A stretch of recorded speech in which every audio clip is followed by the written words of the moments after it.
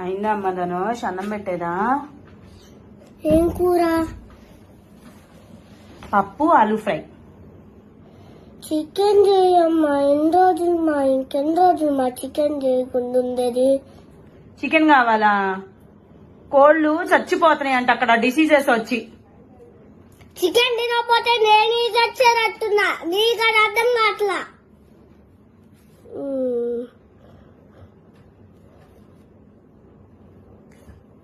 నువ్వు పో అమ్మా. నువ్వు వెళ్ళి తినిపో పప్పు. నాకొద్దులే పప్పు. ఏందిరా అంటున్నా? ఏం లేదులేమా, తినిపో నువ్వు వెళ్ళి.